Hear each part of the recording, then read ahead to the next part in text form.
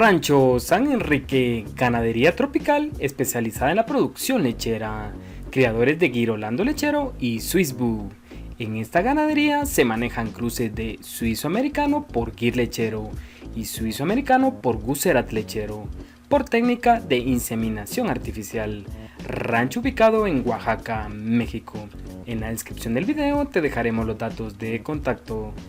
Por favor, suscríbete al canal y dale al botón de me gusta. A continuación te dejamos con los mejores ejemplares de Rancho San Enrique.